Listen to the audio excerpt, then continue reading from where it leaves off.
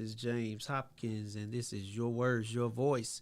And my special guest tonight is none other than the Mr. Zach Service. Hey. Mr. Service, good to have you on the show tonight. You become a popular name in the city of Jackson. Is that what they're saying? And the surrounding areas. Tell us a little bit about who Zach Service is. Well, first of all, I'm a follower of Christ. I'm a father to 4 children. Got another one on the way. So 3 boys, a girl, and another girl headed to us soon. I'm a husband. I'm a business owner. I'm a music artist. I do ministry. Actually, that's what I've been doing since I came to the state of Mississippi. And really, man, I'm just passionate about serving people and bringing the kingdom of God into reality here on earth, man. So I try to use every gift I have, every talent, every skill set to accomplish that mission. Okay, all right. So 4 children, and how long you been married? So we're going on 3 years come November. Okay, and what are the children's names? So we got Tyler, he's 8, going on 9. We got Jax, he's 5, going on 6 next month. Jeremy, we call him JJ, he's just turned 2. And Harmony, she just turned 1 today. Okay, you already have a name picked for the newbie? We do. It'll I don't know when we're gonna announce it, but yeah, we got it. We got it on the bench. Okay, we'll keep it under wraps then. Oh yeah, like Christmas gifts. Yes, sir. So I met you during the mayoral election. We met at a church event, and found out you were running for mayor. Kind of threw me off. Right. Just gonna be honest with you. So from that event, though, we have become good friends. You know, we talk a lot. We do a lot of different events together. And you do a lot of music. You do a lot of church music. You do a lot of producing and things like that. But what most of the people know you from is you made a few raps during the campaign. Yeah, so tell us about your rap career. How long you been a rapper? Man, so I started rapping when I was 14 years old, hence the one album that I have out. It's called 14. And it was a result of indirect prayer. Like, I didn't ask God about it, but I was playing my piano. I was actually writing a worship song, and the Lord just put it in my spirit. And I heard, if I asked you to rap, would you do it? And I was like, well, yeah. And then I heard, well, do it. So I started learning how to rap, man. I had only heard, I had one EP we bought. Our youth pastor was actually a rapper. So I had started listening to that recently at that time. So that was my only like reference for what it sounded like. So then I started listening to like the secular hip hop stations, and Eminem was hot at the time. Drake had just come out with Take Care. Kendrick had singles coming off of Good Kid, Mad City. So it was a wild time to get introduced to hip hop. Okay. But it was fun, man. So since then I built my skills up. I've got some terribly trash records that are in the vault y'all will never hear. Oh, come on, and we've gotten to fast forward to today to where I've gotten to turn down record labels. I've been blessed to perform, and I think some of the largest venues we have in the state, and obviously went viral during the campaign off a remix, man. Off of that Drake remix. Yep. So most of your rap is gospel. Am I correct to assume that, or? Well, I don't necessarily define it as that, because when people think gospel music, they think I'm rapping about God. I typically am not. Just positive. Yeah, I'm usually talking about me, but I'm a devout follower. You're going to hear me talk about biblical principles, and you're going to hear me talk about righteousness. But it's never going to really sound like I'm preaching to you, because the purpose of the music is to reach anyone who is in need of God. But a lot of people, if you're just wrong, like, they're not looking for gospel rap. You know, I've done my songs in the hookah lounges and done them on Sunday service, and I don't change anything, because my lyrics come from my heart, and they represent who I am. They're all non-explicit. They glorify God, but they also talk about real issues, you know. And I think that's why a lot of people resonate with it, because I'm not trying to fit into a genre or fit into what a minister should be doing as a music artist. I had people there, they said, aren't you supposed to be a minister? I said, yeah, but that don't change who God made me to be. I'm going to still say the truth. You know, just because you're a minister don't mean you got to try to be politically correct. Jesus spoke a lot of truth that was not comfortable, and especially when he was dealing with the religious folks and the Pharisees. And so that's the way I take my approach to my music and really everything that I do. Right. Okay. All right. I like that answer. So let's move on past the music. You are definitely known for someone that speaks his mind somebody that's not afraid to take on the big dogs, so to speak. Right. I noticed that you're at a lot of the city council meetings, probably all of them. Yeah, and you always get your 3 minutes on the microphone. Yes, sir. So we spoke earlier this week, and you were telling me about something that kind of bothered you when it came down to being able to say what you want to say. Before you make that comment, if anyone wants to call in to the show, the number is 601-387-2684, and you can speak with Zach or myself. 601-387-6284. Okay. Again, you had an issue with them not allowing you to say the things that you felt like needed to be said as a citizen. Yeah. Expand on that for me. Yeah, so Jackson has long been known for silencing and suppressing the voices of residents if it ever dissents their government. And I found out because they tried to stop me from speaking on the corruption of our municipal clerk. And she was involved in so much election interference this past election. It's ridiculous, including me. She tried to interfere with me qualifying. And it was just unacceptable behavior. And I tried to speak, during council meeting recently saying, hey, guys, do not reappoint this person as our clerk. There are too many red flags here, even to have this person as an interim. It's just questionable all across the board. There's too many bodies that could be buried if this is allowed to continue. And the council president tried to tell me I couldn't. He said, and I quote, "I'm not going to allow you to disparage a city employee." And I said, respect. He said, "I'm going to encourage you to speak to the administration about this." And I said, I appreciate your encouragement, but I'm going to talk about what I want to talk about because it's my constitutional right. And they tried to quote an ordinance that the city passed a while ago that basically says you can't speak negatively or disparagingly about a city employer or official. And they created this ordinance because they were fighting. They were getting into sparring matches and fighting and getting all disrupted because someone would come in and confront their elected official or confront something an employee was doing, and the official would get their feelings hurt and try to fight that person. And I'm not going to name which particular council person was really the reason it was happening, but we can probably guess who it was if you think about the only one that's been around for every administration in the last 30 years. So I said respectfully, that's not my problem, that you can't control your emotions when I speak what I want to speak during my 3 minutes. It is completely unconstitutional to tell someone what they can and cannot say, that they can't speak against their elected officials and city employees that are paid for that by their tax dollars. The state law and the U.S. Constitution only allows them to limit 3 things during public comment. Time, place, manner, not content. So any citizen can talk about anything they want as long as they are not being what is qualified as disruptive. It would be like if they came in like threatening somebody or something like that. That would be considered, okay, you got to stop now, right? But anything other than that is protected free speech under the First Amendment. Okay, so speaking negative, you don't believe that falls under manner? No, manner means, okay, what is the method of presentation? How is it presented? So, for example, the manner is you have to state your name. You have to, talk within 3 minutes. If is the manner, are you talking on an agenda item or not? And when you're done, how is it done? That's what manner means, not what are you talking about. They cannot tell you what you can and cannot talk about. And they specifically cannot prevent you from criticizing elected officials and city employees. Wow. Okay. Now, I was actually at that meeting. So how did that end? Yeah, so I actually ended up getting to finish my statements. You finished your statement. I finished and you my got some more statements. time from the time Correct. that you were. I did. And I won't speak on everything, but I will say that they are probably going to get a lawsuit very soon. Okay. All right. Well, we want to talk about the laws. Yeah. Okay. My next question to you is this.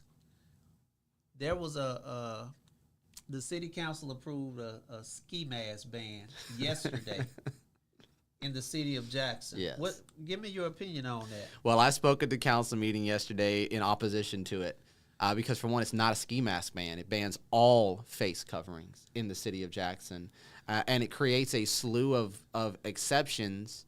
And one of them is that they can't actually stop you just because you're wearing the mask.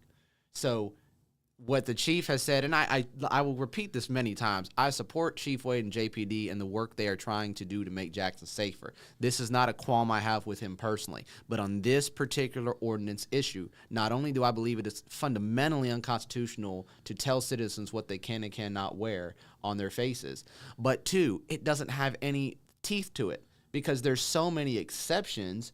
It's really meant to target the ski mask. But I told him, I said, guys, there's not even any state law to support this. You would be better off simply to lobby our legislature. Let's call people like Representative Fabian Nelson. I can call him right now and he'll have a conversation with me. Let's get it put into law like all these other states have. Hey, if you commit a crime with a mask, there's an additional penalty. Okay. Because that's the only reason they're really trying to create this ordinance is to deal with these people who are committing crimes with masks. But do you know what it actually says in the ordinance itself? The data says that only 1% of crimes in Jackson over the last 3 months were committed with masks. So how is that data-based policing when the data says this is a non-issue? So you think it's basically just a public front to say, hey, look what we're doing. We're Yes. doing something fresh. We're doing Because something they mentioned, they said, hey, people are scared when these young people come in with these ski masks on in a store. They feel intimidated. And I said, respectfully, you do not have a constitutional right to feel safe in America. You have a constitutional right to pursue life, liberty, and happiness. You do not have a right to feel safe and infringe on somebody else's right to wear whatever the heck they want to. Now, do I think it is absolutely ridiculous to walk around all day wearing a ski mask in the middle of summer? I think that's ridiculous. But I talked about where it started. It's from a rapper. I'm in the rap scene, so I know about this stuff. Pooh Shiesty started that trend. And it is a gang culture thing and a murder crime rap thing. It's a cultural thing. It's not part of the good parts of hip hop. But they have the right to wear whatever they want on their face until they commit a crime. Then let's have the enhancement. Let's say, okay, that. But to make a blanket ordinance that affects anybody, that's just not right. And you could be doing a lot more to deal with this crime than passing an ordinance telling people what they can and cannot put on their face.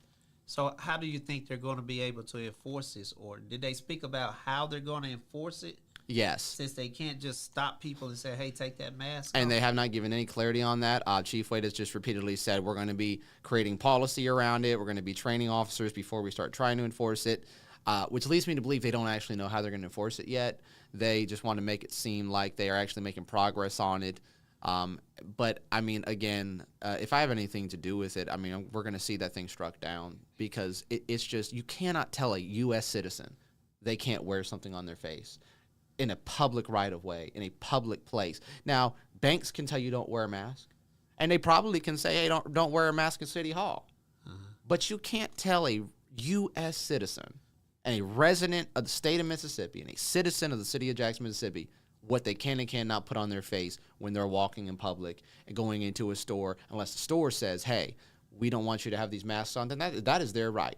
But this is not effective policing. This is government overreach. So you believe it's better if businesses just deal with that the same way they say, even though we do have an open carry law, correct, a business can have a sign say, no weapon allowed.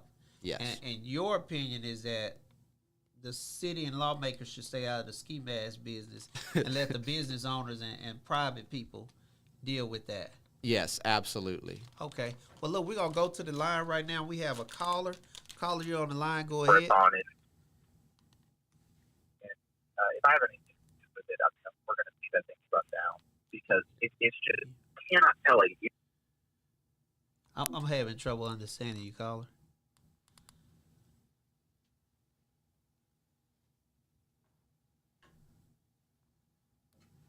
But you can't tell a U.S. citizen, a resident of the state of Mississippi, a citizen of the city of Jackson, Mississippi, what they can and cannot put on their.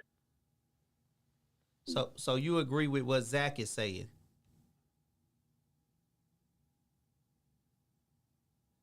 Their phone is going in and out, but what I think I just heard him say is that they agree. Just deal with that the same. Yes, sir. I'm gonna make a comment. You have an open carry law. A business can have a sign say no weapon allowed. Yeah. And your opinion is that Hello. Yes. Go ahead. Yes, sir. Okay. Am I to call in to the show? Yes, sir. We're listening to you. Okay. Just want to thank you guys for being who you are and for continuing to push the city of Jackson forward. after the campaign. This is Community Strong for Jackson MS, Mr. Hey, hey, hey, and I'm loving the energy That sounds like Howard. that the next one's up. Okay. Hey, hey, hey, thank you all so much for being still a force to be reckoned with in the city of Jackson. Thank you, sir. And you all have a great evening. Thank you for the call. That's Mr. Okay. Howard Sanders. Hey, hey, hey, get off the That's couch. the man. Yeah, he was my guest last week. We had a wonderful time. I'm getting feedback from him. Yeah, it does sound like the show's delayed in your ears. Yeah.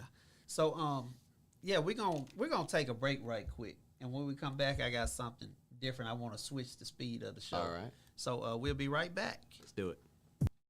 Advertise on WeBelieve.Global, a brand new digital media platform. Share your brand with our audience on our many global live stream TV broadcasts and over the radio. For more info, visit WeBelieve.Global or call 800-492-5186, option 1.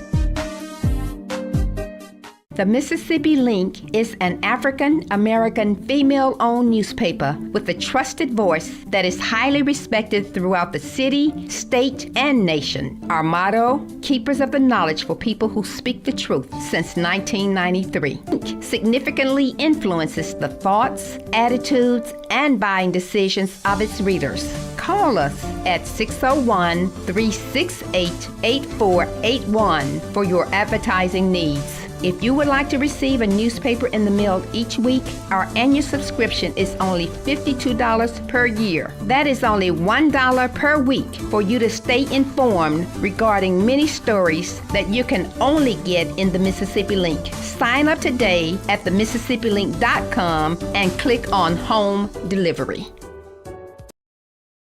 The show again. My guest today is Mr. Zach Service. He's a minister, he's a father, he's a husband, he is a rapper, and he's got a lot to say today. Zach, I want to ask you about this new administration. Of course, we both ran for mayor. Yeah. You know, we came up short, but one thing we both said, and I believe that we're going to work with whoever Correct. gets in that position. Now, they may have some ill feeling about how things went during the election, but I'm going to work with whoever's in that position. Yes. So I just want to ask you, his first 30 days, he slid into the position, and just what's your opinion on some of the things you've seen? First, let me ask you, just overall, how do you think the city he did in his first 30 days? Yes, I have to commend Mayor Horn. It was pretty bad what he had to walk into, and I think they discovered even more things as they ended the transition into his administration. And I mean, I can't speak on some conversations I've had with people in the administration, but they were discovering just even more things that weren't done right and things that were wrong and problematic. So they had to step into, how do I put this nicely, a crap show. They had to step into something really difficult and make sense of it really fast, because in a government transition, the city has to keep running. The Right. government has to keep working, and you don't have a long transition period. I mean, when you transition a nation, you only get 2.5-ish months. We're transitioning a city, and you get 1 month, and it wasn't really a month transition because the previous administration wasn't playing ball. They were trying to make it difficult going out. So I'm actually fairly satisfied with the work they've done so far. I'm glad to see them standing up for the residents of Blossom Apartments, fighting for them, working with Judge Wingate. I mean, actually, they just got the water extended another 7 days, I believe, today. Okay. So that's a big achievement. For appointments, I've got my own personal thoughts on some of the appointments. Some of them I like, some of them I don't, which anyone's going to have those feelings. Any leader is going to pick who they like, who they feel they can work with, who they feel is best for the position. I'll tell you a few people that I really do like the positions. I like the appointment of Judge Tewison as CAO. I think he's done a phenomenal job already of setting some order, of setting some professionalism, and bringing some experience to the table. I like the appointment of Vaughn Anderson as Planning and Development Director. He has been extremely accessible. I've been able to call him about agenda items, say, hey, why is this contract on the agenda? What's going on with this program? What's going on with that funding? And he's been able to answer the questions as good as he could, during the transition that they've had. So I am hopeful that this administration is going to move the city forward, and time will tell how far forward. But I will say that I have been fairly impressed with how they've hit the ground running so far. And I've already talked with their leadership. I've told them, hey, I'm available. I'm here to serve however y'all need me. I'm here to work with the administration, not against it. Right. And look, a lot of people say, well, Zach Service should be in the administration, in anybody's administration. And I'm going to be honest, I, for one, we had already had that conversation. Definitely would have been in my administration. I love the Peter Tableson pick also. Yes. Because he would have been in my administration also. Yes. But I kind of agree with you on that. I think, right now he moved into position. He hasn't had any, real challenges yet. But I think for what he moved into, I think he's doing a pretty good job. Yes, I agree. I think he's doing a pretty good job. I think just the whole vibe of the city is more of a unity type thing. Yes. Seems like more people are going to get behind him. And that's really what it boils down to.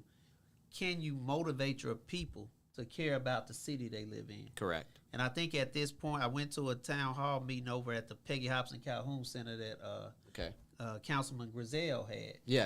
I saw that. And Mayor Horn did speak, and it was just an outstanding amount of love shown when he walked up to the microphone before he said anything. Because when we, if the president's speaking or if your pastor gets up or whatever, there's always some I'm trying to think of the word. Yeah. But you know what I'm talking about. Yeah. But he just got a great round of applause before he said anything. Yes. Walk up to the mic, and that, to me, that was telling. Like a reception. It was real telling. Yeah. That they gave him that type of admiration. Yeah. As a mayor, because we do know that for the past 4 years. Yeah. That's just not what the mayor has been getting. I like former Mayor Lumumba too, so nothing bad, but I like to speak the truth. For the past 4 years, he just wasn't getting that type of reception in every room. And I think I've seen it in every room that Mayor Horn has stepped in. Yes. He gets that type of admiration and respect. So I think that alone says that we're moving in the right direction. Yes. As far as with the city. I like the fact that there were some things shown on the news. Now, some things could be just to say, hey, look, I'm doing something. Right. But the fact that they were done, where people called and the city jumped on it, they jumped on it. And that's what we want to see. We don't want to say, well, it was there when I got there, or we're doing what we can to get to it. Bottom line, let's just get things done, as a city, as a community, and as people, as organizations such as myself. And I understand you have a nonprofit. Yes. So shortly before I started this campaign, I strategized to see how could I make sure that if I did not win, I could still make the maximum impact in the city that I wanted to. And I came to the conclusion that I wanted to start an organization to be a bridge builder between the government and the community. So I founded a nonprofit called We Are Jackson. It's an acronym, so JXN, We Are JXN. And it's a fully IRS-approved 501c3 nonprofit. You can donate, get tax-exempt donations. But our core mission and focus is to build a bridge between the community and their local government to move the city forward. So we've already been doing a ton of work advocating for residents. Actually, I have a lot of correspondence with tenants in many of these apartments. I was corresponding with the tenants in Blossom Apartments at the beginning of the debacle. I was corresponding with Chapel Ridge apartment tenants. I was corresponding and still am with Golden Key apartment tenants. Long before even it was brought up by Councilman Stokes at this past council meeting, I was already speaking with these tenants. I actually campaigned over there in Golden Key apartments. So I saw firsthand some of the conditions they were dealing with. So my goal is to honestly be the lobbyist for the people, because I forget what the movie is called, but Robin Williams was in a movie where he gave this speech, and I think he was supposedly running for president or something, and he talked about how the poor have no lobbyists. And that's what we see a lot in Mississippi, especially in Jackson. It's like, if you're not a part of the elite, or you're not a part of the people with the money or the power or the influence, because it's not just a race thing or just a money thing. It's a conglomerate of things. Right. But if you're not in that group, your voice doesn't get heard. Your voice is not prioritized. Right. So I said, okay, I want to be a lobbyist for the people. I want to be the person who advocates to them, who educates them on how to get the information they need from their government. And it's not just limited to Jackson. We're serving the entire metro area. I'm actually helping somebody with a situation in Pearl right now. My goal is to help them get access, accountability, and affordability from their government, no matter what they look like or what they believe. So if you'd like to support us, we have a website. It should be live either tonight or tomorrow. It's www.wearejxn or wearejackson, the full word, .org. You can donate, you can reach out, and we will be happy to serve with you, educate you, and advocate for you. All right, great deal, man. Look, I love to hear about nonprofits that are out there actually doing the work. So go ahead and plug yours, man. It's your show. Just know I'm gonna be watching. Yes, sir. You know, and I have to treat you like I treat the rest of them. Yes, if sir. you're not doing it right now, I'm gonna say, hey Zach, come on now. Absolute accountability. Yeah, exactly. So I want to talk about, somebody sent me a video today because we're talking about things in the city. Yeah.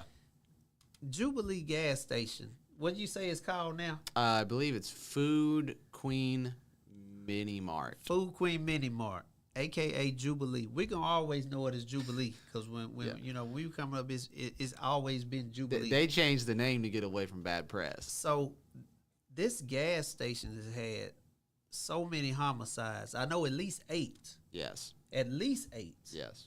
That's what gets found out or reported. At least, exactly. You know, that's not counting just the shootings and the robbings and things of that nature that take place at this gas station.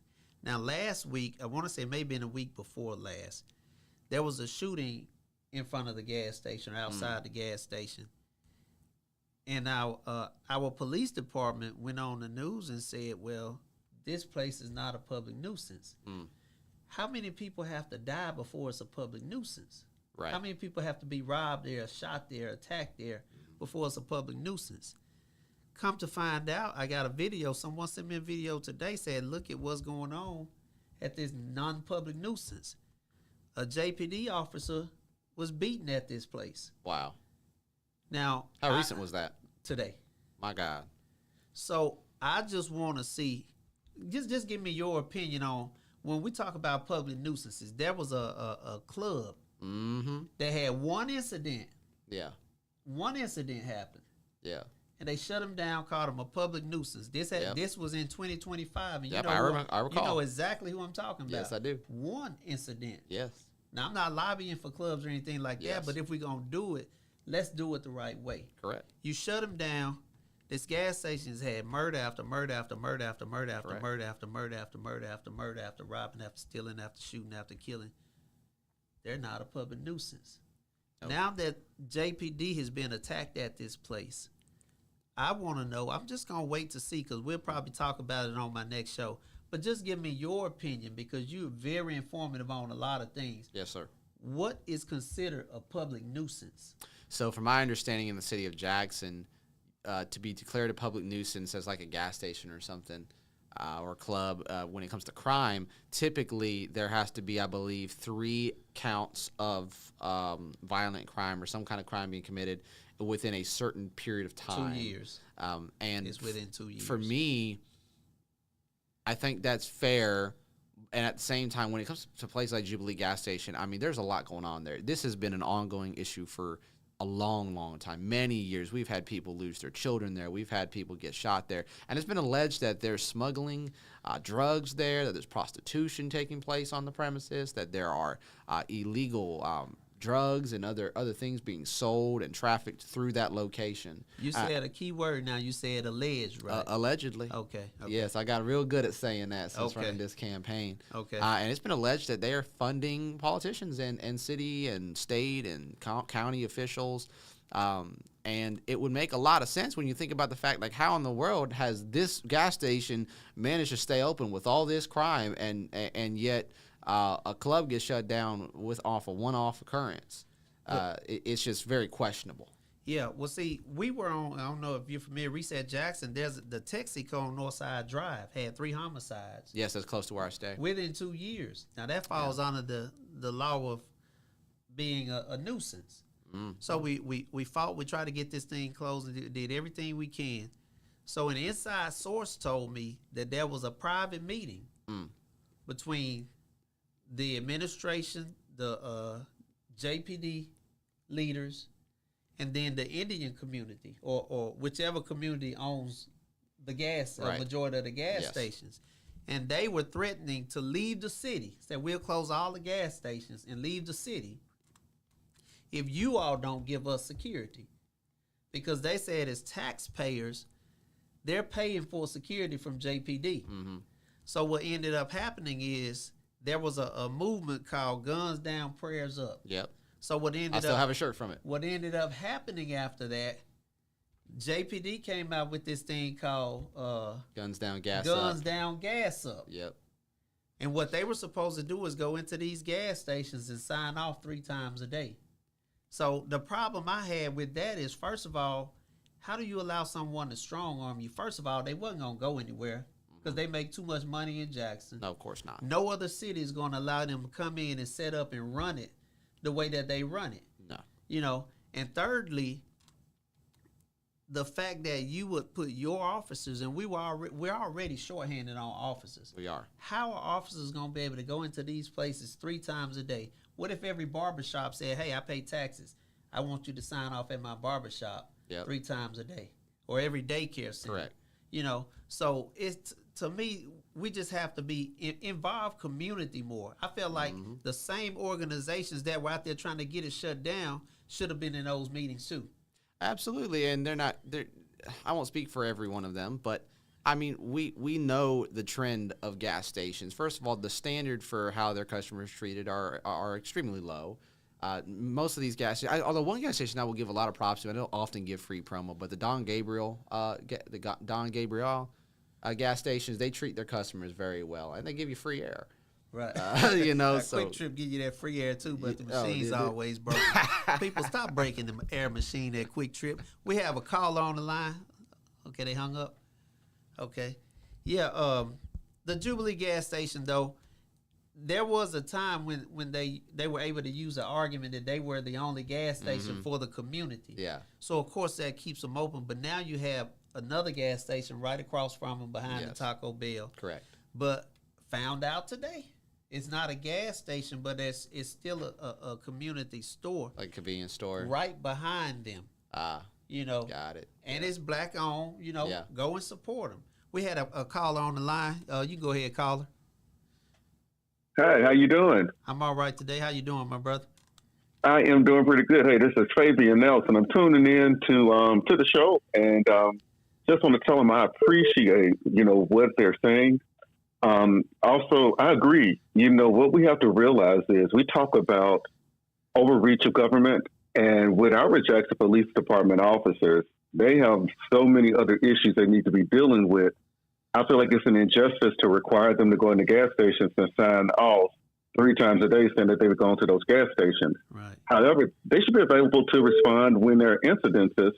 But when we talk about nuisance properties and businesses, we need to make sure that we're very clear as to what deems a business a nuisance business, and we need to hold everybody to that same standard to make sure that we aren't overreaching and, targeting, a business, for whatever reason that you have it.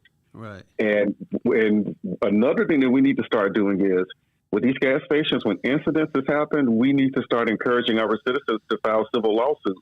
If they don't want to have security, we need to run them out of business because this has to stop. Right. Look, I couldn't agree with you more because if I'm not mistaken, there is a city ordinance in place where if you're open 24 hours, you're supposed to have security after midnight. Now, I don't know if it expired or not, but that ordinance has been passed in the past. Now, I don't if it's just not being enforced or whatever it is.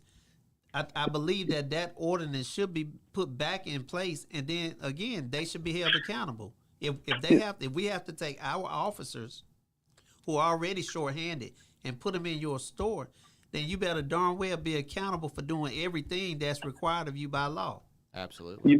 It is called the cost of doing business, and if you have a business in a troubled area, then you need to be providing security for your consumers that are coming in those businesses.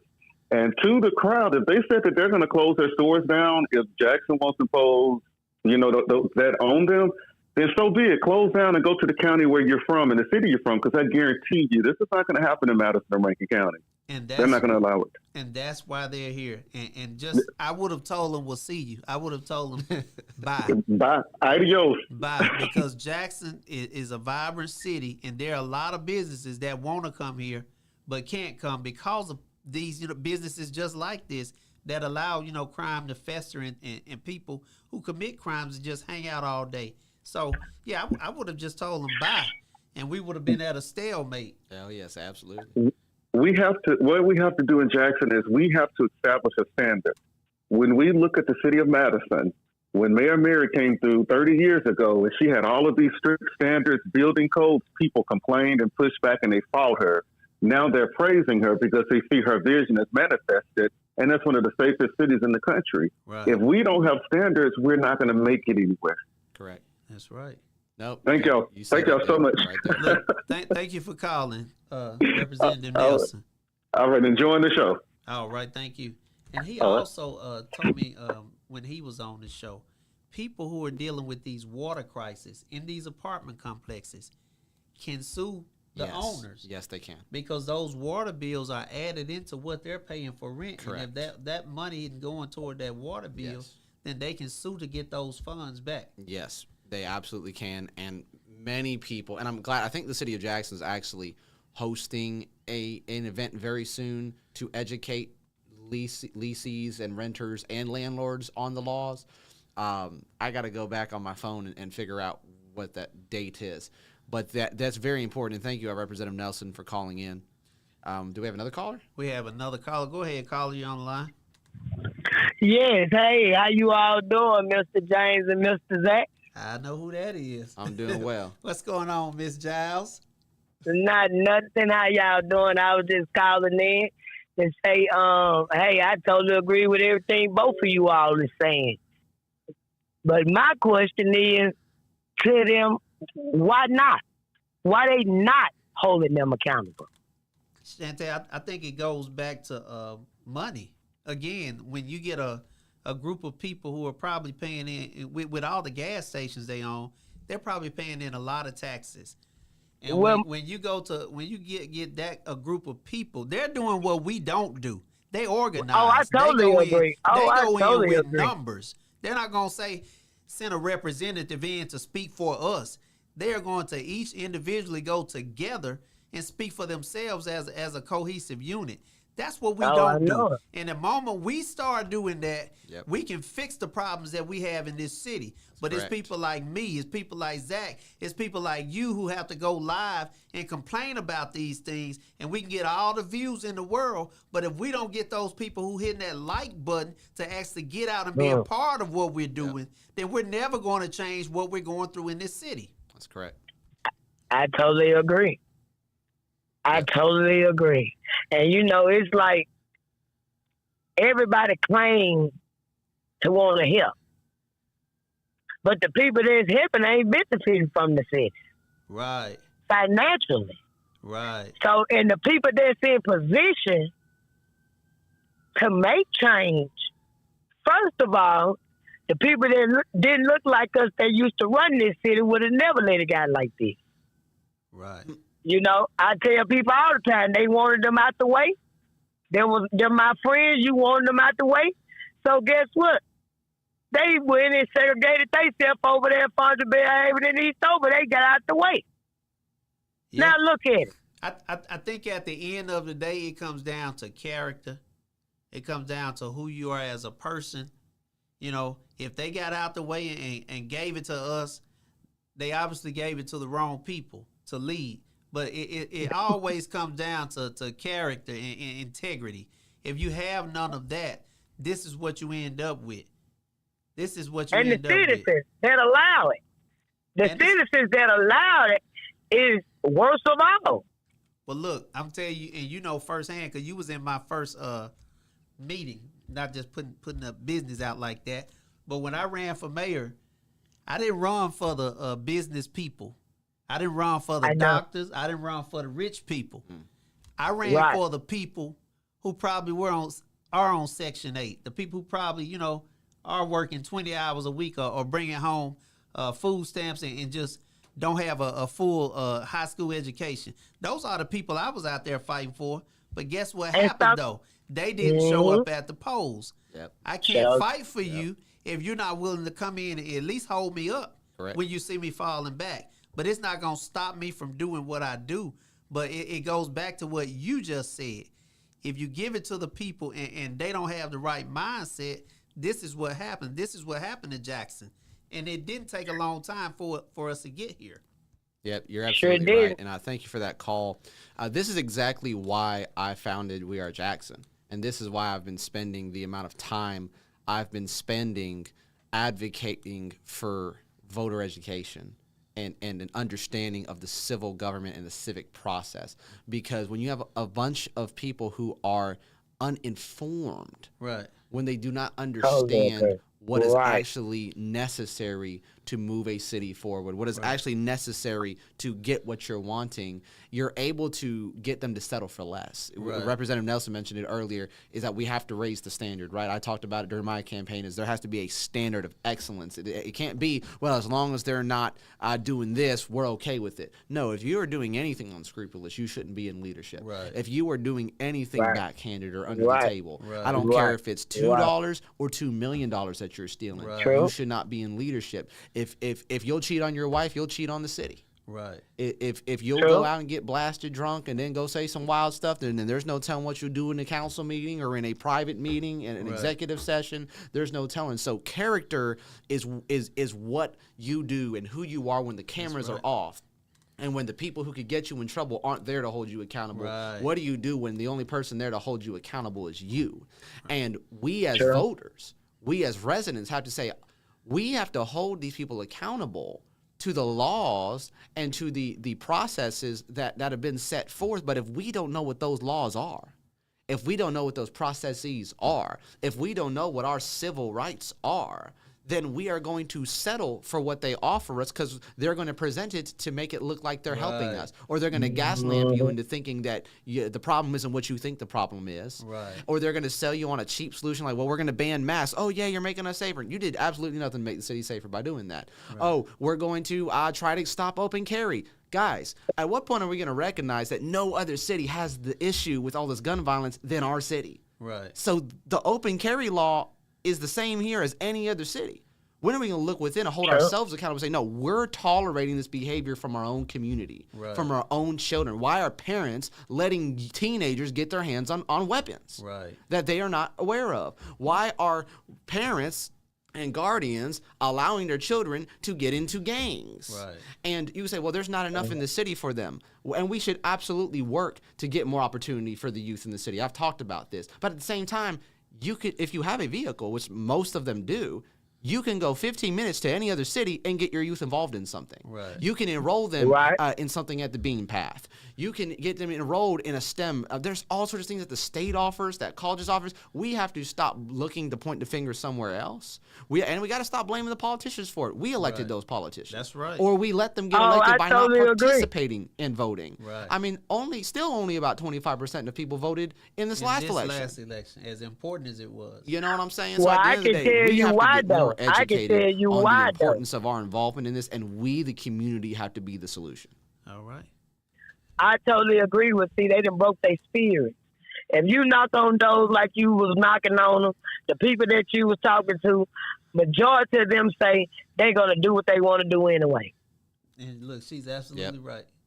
But do you agree? Right. Do you agree? I heard that so many times. I know the same. I know. So I'm just gonna vote for the name I know. All y'all the same. I'm gonna vote for the person I know. But the only way they get to do the same thing is when you don't hold them accountable. I totally agree with that too. But accountability is a must on all entities. That just, and see, they pass all of this stuff that sound good. You know, they pass the audience saying that if you open 24 hours, you must have security. But then you come back and you do a deal with them. That's right. And not knowing, they don't even know the different cultures that's here. They think all of the Iranians and Arabs and Jews stand on are the same. And it is not, because the good ones tell you who the bad ones is. We are a very diverse city. Yeah, we have both Iranians, we have Arabs, we have Indians, But again, at the end of the day, it comes down to who are you as a person. If you're that person that drives from Clinton to put your business in Jackson, and you let it look like a hellhole all around your building, and take your money back to Clinton, and never concerned about what's happening, then you don't need to be in our city.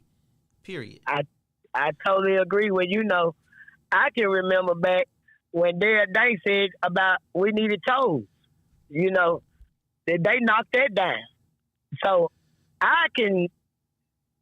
Right now, everybody's just doing what they want to do. Right. For the rent here. You got to make 3-4 times your rent, and these people don't even have a job. Right. Deposits, landlords are able to do whatever the hell they want to do. Well, see, and at that's the same why time, they it's do slumlords. That's why they do it, because most of them are getting vouchers, and the government is paying for them to stay there. Yep. So they can take an apartment that they know is only worth $600 or $700 because of the community that it's in, and they can charge you $1,200 because they know the government is going to pay. But if you have a $1,200 voucher and you choose to stay in some apartment complexes when the government will pay for you to have a house, Yep. then you have to rethink your way of thinking, because nobody that's getting a voucher for $1,200 a month should be staying in an apartment. Correct. Where's no houses? Their houses. It's no. What I'm saying is, when you look at an average 3-bedroom, 2-bath, it is not 12. It is not 12 right now. They are 1,600. And that's a good argument. But for those who don't need that, you still can you can stay in a house. Oh yeah, they beating the government. I'm for home ownership. Some people have to too. stay in apartments, and there's nothing wrong with staying in apartments. But if you have the opportunity, and we see what's going on with these apartments.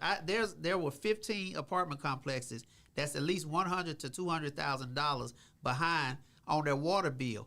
How many people living in apartment complexes at this very moment knows for a fact that their apartment complex is caught up on the water bill? I'm gonna talk about those. The only reason I didn't do it tonight because I have to do some more research, because about 5 of them have caught up. But that still leaves 10 apartment complexes, $100,000 to $200,000 behind on their water bill. We need to make sure that people know this. And then the people who stay in apartments, just ask. You need to know. You have a right to know if they're paying, for that water bill. Don't wait until Ted Hennepin says cut it off, and then you're out there with no water. Find out. Get together. And they got to hold the owners accountable because they're paying their water bill within the rent. And you can break your lease if they're not paying these bills the way they're supposed to. That's correct. So it got to be some regulation somewhere and accountability on all branches around here. But the thing about it is, it's so far gone, Lord. Lord knows it's so far gone. And you're going to have some good people with good characters and that want to help. I think about all the candidates that ran. You all are still here. You still here, you still caring, and you still trying to make a change. I salute you all for that. But we had how many? We had 22, 23. We had 20. We started out with 22. 2 of them got eliminated, and we ended up with 20 candidates that ran for mayor. Right. Well, where they at? Where they at? I know where I am, and I know where Zach is. I know where Mr. Socrates is. Right, we're still here.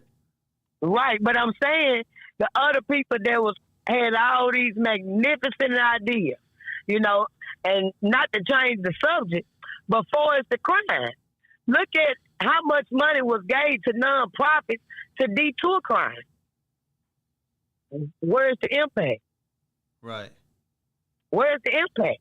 Because we all know money can change some things. Money can change things. When you consistent with it. So the crime rate is still high, and you got law enforcement, and you got other entities or nonprofits that's supposed to be detouring crime too. Right. So what the damn hell is the result? I don't know. Look, we're going to have to look into that. I have another call on the line. Look, thank you for calling in. It was a pleasure talking to you. Yeah, and thank you all for having me. Thank you. And keep up the good work, Zach and James. Thank you. Thank you.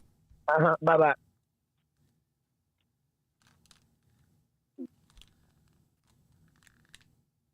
have another caller online? No. Okay, go. All right. Oh, well. Okay, yeah. She made some pretty good points. Yes. You know, and there has been a lot of nonprofit money come through this city. A whole lot of it.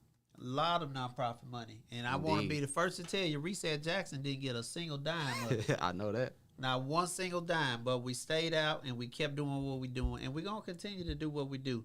So, yeah, that's calling on you nonprofits with all the money. Indeed. Let's get out and get into these communities. We shouldn't be bound by areas or bound by status or we're only going to take care of this person and that person if this person tells us to do so. If you're a nonprofit and you say you're out there for the community, be for the community. Correct. Actually, that's something I was talking to somebody with just yesterday because where I stay, there's four churches. Literally, I could step out of my house and in 1 minute be at one of those church campuses. None of them have ever knocked on my door, put a mailer sent to us, made a phone call. I've never seen them doing anything in my neighborhood.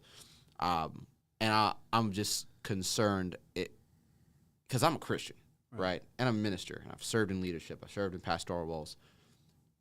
How can you have communities right on your doorstep that you're not even reaching, that you're not even attempting to reach, yet you're building bigger campuses, you're doing this project. I know one of these churches, they're about to put a whole bunch of offices in that neighborhood, in more land that they bought, yet where is your presence in that neighborhood?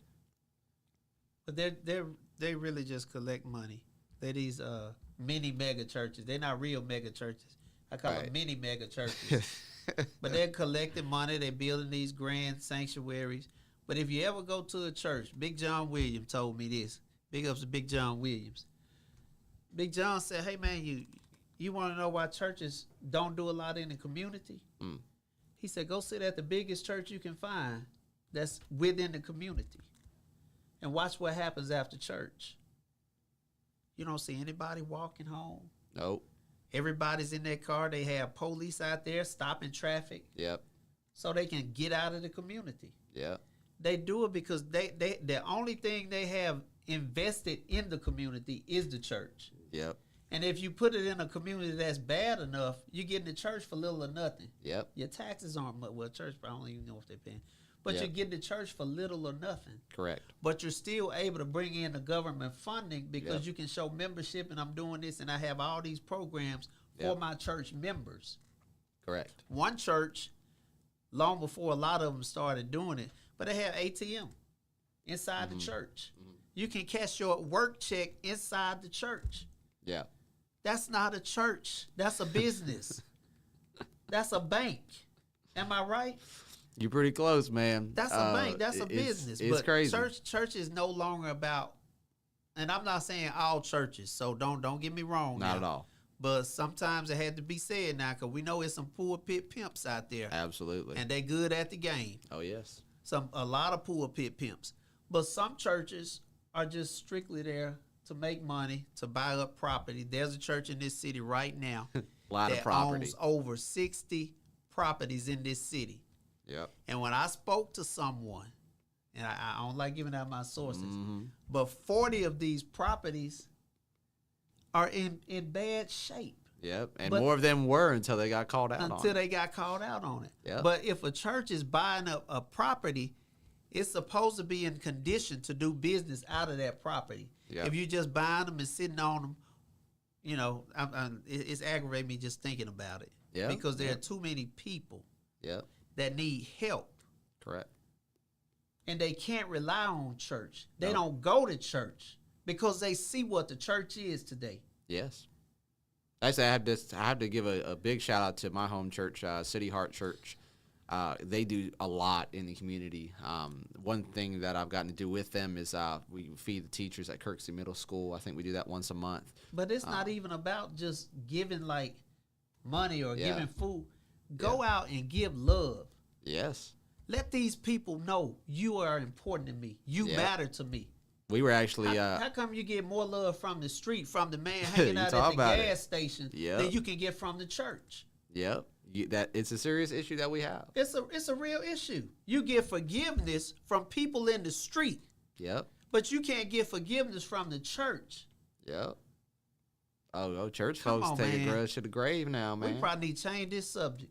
For real, we probably need to. You don't let's want to talk lose about you any something else. sponsorships. I'm just saying because it doesn't make a lot of sense to me. It doesn't make sense. No, it doesn't. It makes And dollars. you've seen them all rise and you've seen them fall. Yep. And I'm telling you, there's some people in Jackson, and you know who you are. If you don't change what you're doing in the name of Jesus, Yep. you're going to fall. It's true. And just as quick as you came up and all that recognition you got coming up, you're going to get it 10 times fold when God bring you down. You better get it right, church. That's facts. Get it right, church. I'm done. Look, you want anything else you want to add? Oh, look, I got to get a shout out to Byron Brumfield. Shout out Byron, man. Byron called me, man. He's upset about this ski mask thing. Yeah. Because how are you going to enforce it? About 2 years ago, we went down and we got a curfew passed. Yeah, I remember that. Nobody wanted to pass the curfew. Mm-hmm. They argued about it. Well, how we going to enforce it, this and that. Finally got it passed, but there was no real interest in enforcing it. Because everybody's talking about finances and this and that, where you going to put them. But all you had to do was start. All you had to do was try. And his complaint is, if citizens like us come up with the ideas and make it happen, there's no support from the people with the resources to make it happen. Yeah. But now they pass this ski mask, and they're going to want everybody in the city to work with them on helping it work out. Mm-hmm. You know, so it has to be a two-way thing. It can't be that seesaw that sits like this. Yes.